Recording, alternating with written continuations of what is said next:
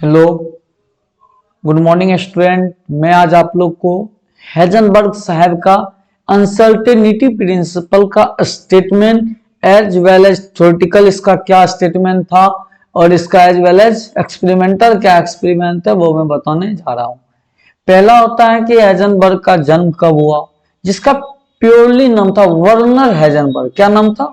Werner कर Heisenberg, जिसका जन्म 5 दिसंबर 1991 ईस्वी में हुआ और इसका मृत्यु जो होता है 1 फरवरी 1976 ईस्वी में हुआ। ओके, जो एक जर्मन थ्योरेटिकल फिजिक्स थे। कौन थे? हेजनबर्ग साहब जो थे एक जर्मन थ्योरेटिकल फिजिक्स थे, जिसका बहुत ही बड़ा योगदान था किसमें? क्वांटम मैकेनिक्स में, जिसमें इसको नोबेल प्राइज में मिला था। ठीक, इलेक्ट्रॉन का जो डिफ्रैक्शन होता है, इलेक्ट्रॉन जो आ रहा उसका जो डिफ्रैक्शन होता है, जब आप दो स्लिट देते हो तो वहां क्या होता है वो मैं बताने जा रहा हूं। ठीक, देखिए हम लोग इसमें यह जानेंगे कि साइमल्टेनियसली क्या होता है। किसी भी चीज का मेजरमेंट यदि आप करते हो तो एक टाइम में एक ही चीज कर सकते हो। मतलब साइमल्टेनियसली मेजरमेंट ऑफ क्या? Position and momentum with perfect accuracy, जो कभी पॉसिबल नहीं है। समझ चुके हैं?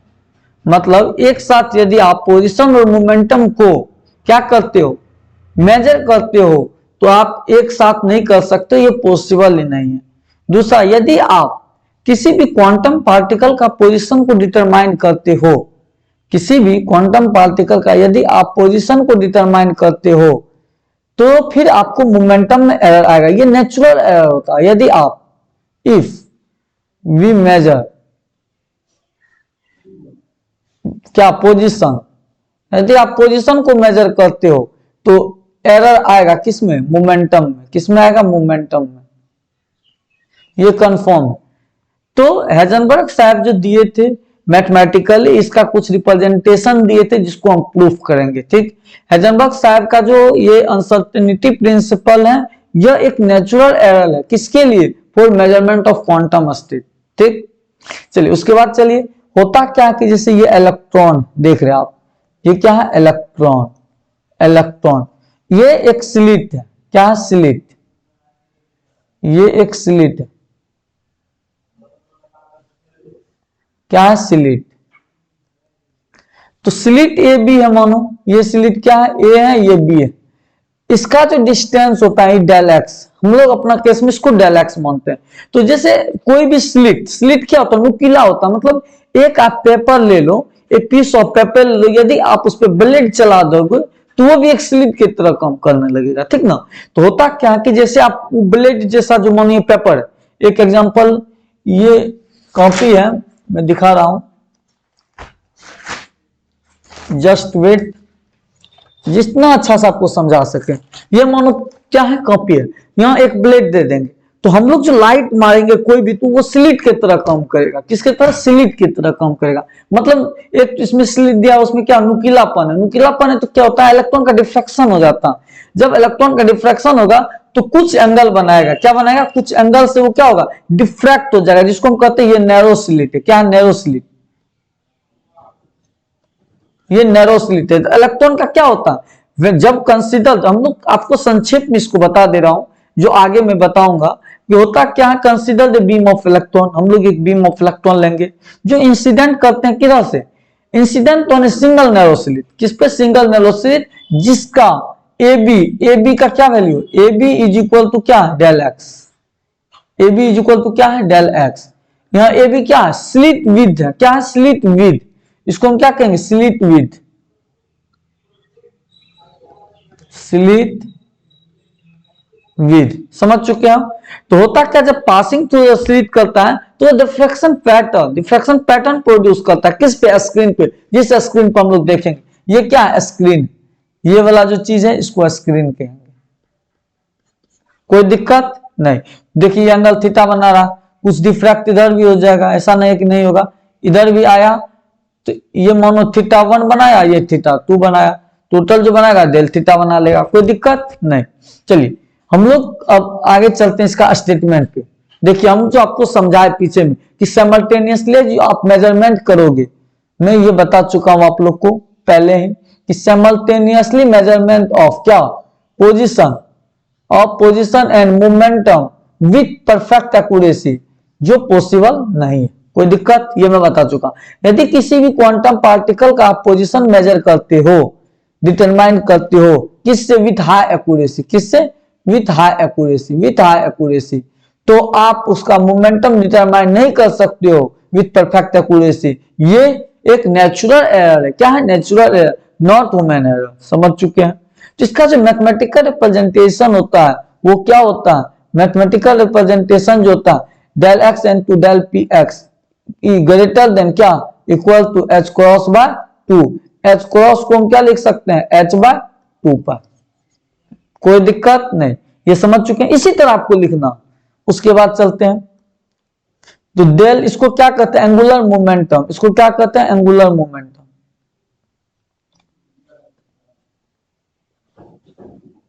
इसको कहते हैं एंगुलर मोमेंटम। ओ सॉरी, इसको कहते हैं एंगुलर मोमेंटम, या इसको जे से भी डिफाइन करें, delta L is equal to delta J भी लिख सकते हो। इसको जो क्या लिख सकते हैं? R cross P. देखो R cross P is equal to क्या होता है? एम भी। एम भी तो होता क्या? R length. इसका जो सबका जो डायमेंशन होगा mass into velocity L T minus 1। ठीक, तो L square M T minus 1 मतलब M L square T minus 1 क्या होगा? जितना भी हाइजेनबर्ग साहब का दिया हुआ है पोजीशन मोमेंटम अनसर्टेनिटी रिलेशन, जो आगे दिया हुआ है, पीछे दिया हुआ था पोजीशन मोमेंटम अनसर्टेनिटी रिलेशन, ये आपको क्या होगा? Angular momentum uncertainty relation. ये क्या होगा? Energy time uncertainty relation. जितना भी दिया हुआ सबका डायमेंशन ये होगा। जिसका डायमेंशन ये आ जाएगा तो समझ लेना वो क्या है? वो हाइजेनबर्ग साहब को क्या कर रहा है? रिप्रेजेंट कर रहा। वो हाइजेनबर्ग अनसर्टेनिटी रिलेशन को एप्लीकेबल है for all those particle whose product is. लिख देते हैं यहां, बहुत अच्छा से रुकिए, just wait.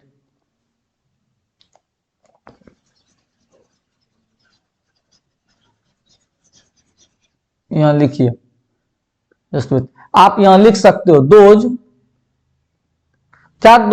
Those relation which is क्या? Which is applicable to, which is applicable to क्या? Which is applicable to all those particle, जितना भी पार्टिकल है, all those particle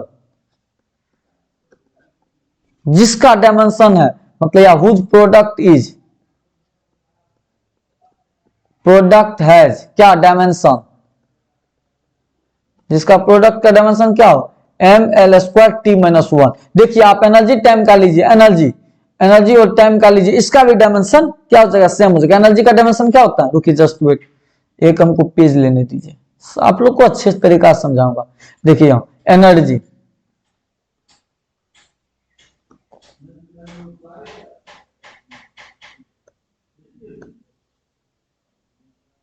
energy delta E into delta T greater than equal to H cross by 2। कोई दिक्कत? इसका भी dimension same होना चाहिए। डेल्टा ई क्या है? यहाँ एनर्जी टाइम है, ये टोटल क्या? एनर्जी टाइम है। तो एनर्जी का जो डायमेंशन होता है वो क्या होता है? एनर्जी का डायमेंशन जो होता है आप लोग को पता होगा, M L square T minus 2 होता है। ठीक, और टाइम का तो टाइम होता है। आप दोनों को कीजिएगा, M L square T minus 1 होगा। बोलो सबका डायमेंशन जो होता है सेम आएगा, तो वो हाइजेनबर्ग अनसर्टेनिटी प्रिंसिपल को डिटरमाइन करेगा, कंफर्म डिटरमाइन करेगा, वो एप्लीकेबल। समझ चुके हो? जो उसका dimension M L square T minus 1 हो जाए वो हाइजेनबर्ग अनसर्टेनिटी प्रिंसिपल के लिए एप्लीकेबल है, चाहे वो पोजीशन मोमेंटम अनसर्टेनिटी रिलेशन था। जो पोजीशन मोमेंटम, देखिए आप उसका भी आ जाएगा, ये पोजीशन मोमेंटम है ना, ये पोजीशन मोमेंटम है, पोजीशन मोमेंटम, ये पोजीशन मोमेंटम, पोजीशन मोमेंटम, इसको भी कीजिए। डेल्टा एक्स को हम लेंथ ले सकते हैं। मोमेंटम क्या होता है? Mass into velocity, M L T minus 1। लिख सकते हो M L square T minus one हो गया, M L square T minus one. तो ये भी क्या हो गया, एप्लीकेबल है, सब एप्लीकेबल होगा, कोई दिक्कत नहीं। सब हाइजेनबर्ग अनसर्टेनिटी रिलेशन जो भी देगा उसका जो पार्टिकल है वो किसका डायमेंशन के बराबर हो, पार्टिकल का जो प्रोडक्ट है वो M L square T minus one के यदि बराबर हो जाए तो वो एप्लीकेबल है हाइजेनबर्ग अनसर्टेनिटी के लिए। ठीक, उसके बाद चलते हैं हम लोग। इसका जो प्रूफ होता है, जैसे मानो हम आपको बताए कि कोई भी latest consider the electron beam, किसी भी बीम लेते हैं इलेक्ट्रॉन का जो सिंगल नैरो स्लिट के तहत जाता है, हम AB इज इक्वल टू क्या लिए, डेल एक्स। आप देख रहे होंगे AB इज इक्वल टू क्या लिए, AB का जो विड्थ है वो क्या है, डेल एक्स लिए। वही चीज यहां बताया हुआ, AB क्या डेल एक्स है। द इलेक्ट्रॉन बीम जो होता है अंदर गोज क्या होता है, डिफ्रैक्शन करता है जब स्लिट पासिंग करता है, और क्या प्रोड्यूस करता है, डिफ्रैक्शन पैटर्न। हम लोग क्या जानते हैं, स्लिट का जो सिंगल नैरो स्लिट का जो डिफ्रैक्शन होता है sin theta is equal to क्या होता है, n lambda. sin theta is equal to क्या होता है, n लैम्डा। ठीक, उसके बाद चलते हैं नेक्स्ट। होता क्या है कि एक क्या है, स्लिट विड्थ, ये हम लोग स्लिट विड्थ माने थे किसमें, जो पहले हम लोग बनाते थे उसमें एक क्या था, स्लिट विड्थ। लेकिन इस जगह ए इज इक्वल टू क्या हो जाएगा, डेल एक्स हो जाएगा। हम लोग मेरे केस में जो होता है A is equal to del X माने हैं स्लिट विड्थ, जो थीटा क्या डिफ्रैक्शन एंगल, क्या है डिफ्रैक्शन एंगल, थीटा क्या डिफ्रैक्शन एंगल है किसमें, बिटवीन फर्स्ट टू मिनिमम। मानो स्लिट है तो उसका बिटवीन फर्स्ट टू मिनिमम जो लिया है, जहां एन इज इक्वल टू क्या वन लिए हुए, where n is equal to one, तो उसका सिंगल फर्स्ट स्लिट के लिए एन इज इक्वल टू क्या लिया, वन लिए। तो del x and theta is equal to क्या होगा, lambda, where n is equal to क्या वन। हम लोग यही लिए। चलिए उसके बाद चलते हैं। जब electron must be passes through the slit, electron क्या करता है, must be passes through the slit, it is not possible to say definitely that कि किस जगह पे वो जो होता है उसका एक्सट्रीमम पॉइंट होगा, किस जगह उसका एक्सट्रीमम पॉइंट होगा इलेक्ट्रॉन का, ये नहीं पता।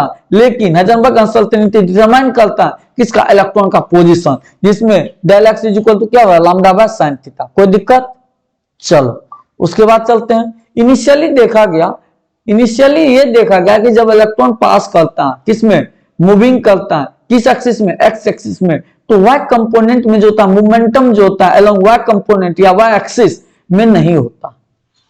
लेकिन जैसे स्लिट से डिफ्रैक्शन कर जाता है, after diffraction from A slit, तो आप देखिएगा कुछ एंगल थीटा बनाता है। जब थीटा एंगल बनाता है तो इसका मतलब है कि मोमेंटम कंपोनेंट जो होता है किस एक्सिस में, देखिए यहां लिखा हुआ मोमेंटम कंपोनेंट किस एक्सिस में, वाई एक्सिस में।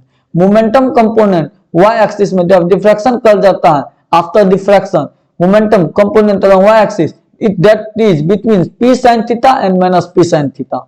Hence uncertainty in momentum along y component of momentum will be, जब दोनों को कीजिएगा p sin थीटा ऊपर गया माइनस p sin थीटा नीचे गया, तो दोनों का क्या हुआ, कितना टोटल गया, टोटल कितना गया 2p sin theta, momentum 2p sin theta. अब उसके बाद चलते हैं, मोमेंटम 2p sin थीटा हम लोग क्या जानते हैं, मल्टीप्लाई कीजिए दोनों को, multiply first and second, multiply second and third. जब दोनों को आप मल्टीप्लाई करोगे तो क्या हो जाएगा, del x into del P Y is equal to क्या हो जाता, लैम्डा बाय साइन थीटा हम लोग लिए थे इंटू 2p साइन थीटा। कोई दिक्कत, lambda by sine theta into 2p sine theta, देखिए आप लिए होंगे। डेल पी वाई क्या है 2p साइन थीटा, और देखिए इसके आगे लिखे थे del x lambda by sine 3 and 4, हम लोग की क्वेश्चन में 3 and 4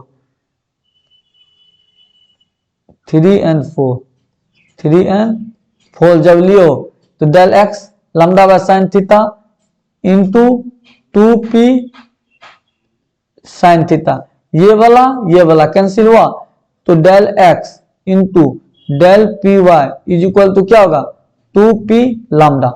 कोई दिक्कत, इसको इक्वेशन क्या मान लेंगे हम लोग, 5 मान लेंगे, कोई दिक्कत नहीं। लेकिन हम लोग क्या जानते हैं, डी ब्रोगली का हाइपोथेसिस इक्वेशन से क्या जानते हैं, according to de Broglie hypothesis, de Broglie hypothesis, हम लोग डी ब्रोगली हाइपोथेसिस से क्या जानते हैं, लैम्डा इज इक्वल टू क्या होता है h by p, h by h क्या Planck's constant, where h is Planck's constant, where h क्या Planck's constant, h is Planck's constant. H क्या प्लैंक्स कांस्टेंट, तो पी क्या मोमेंटम, पी क्या momentum, P क्या मोमेंटम। होता क्या है कि जब आप दोनों को करते हैं del x into del P Y is equal to क्या होगा, टू पी लामडा, दोनों क्या होगा टू पी लामडा। हम लोग क्या जानते हैं इक्वेशन फ्रॉम इक्वेशन किस में, from equation fifth, equation fifth से ये आया। तो होता क्या है कि del x into two P lambda fifth equation और lambda is equal to H by P, ये क्या इक्वेशन, इक्वेशन ये क्या सिक्स्थ इक्वेशन, ये इक्वेशन सिक्स्थ है। जब दोनों को इक्वेटिंग करोगे आफ्टर इक्वेटिंग, जब आप दोनों को इक्वेटिंग करोगे तो क्या हो जाता, lambda is equal to H by P दे दो, lambda is equal to H by P, तो होता क्या है del x into del P Y is equal to two P, lambda is equal to क्या होगा H by P, P P cancel हुआ तो होता क्या टू एच हो जाता है, क्या हो जाता है टू एच, जो क्या हो जाता है ग्रेटर देन इक्वल टू हो जाता है two H, where two is क्या कांस्टेंट, टू क्या कांस्टेंट, कांस्टेंट है।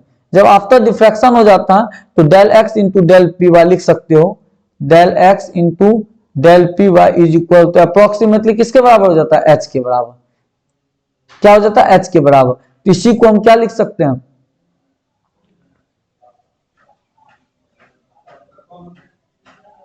जिसको कहेंगे which is Heisenberg uncertainty principle, uncertainty principle, जिस इसी को हम क्या कहते हैं हेजनबर्ग अनसर्टेनिटी प्रिंसिपल। इसी को आप क्या लिख सकते हो, देखो इसी को आप लिख सकते हो del x into del P y greater than equal to H cross by two, कोई दिक्कत नहीं, ये वाला इक्वेशन लिख सकते हो कोई दिक्कत नहीं। हेजनबर्ग साहब का जो अनसर्टेनिटी प्रिंसिपल है वो यहीं तक प्रूव्ड हो गया। आप यदि इक्वेशन में लिखोगे मतलब आपको कहते इक्वेशन सॉरी आप कोई एग्जाम में लिखोगे तो होगा क्या कि बीएससी का एग्जाम दे रहे हो पार्ट वन पार्ट थर्ड का जिसको कहते हैं क्वांटम फिजिक्स, क्वांटम फिजिक्स में ये टॉपिक है हेजनबर्ग अनसर्टेनिटी प्रिंसिपल, जिसमें इलेक्ट्रॉन का डिफ्रैक्शन होता है किसी भी नैरो स्लिट से, ठीक। और इंजीनियरिंग फिजिक्स आप पढ़ते हो तो उसमें भी इसका यूज आएगा, दोनों के लिए यूज आ जाएगा। Okay thank you. Next class में आपको मैं बताने जाऊंगा मतलब बताऊंगा आप लोग को कि हेजनबर्ग साहब का जिसमें क्या क्या एरर है या आप लोग को वेवलेंथ ऑफ मैटर वेव बताऊंगा। Okay thank you.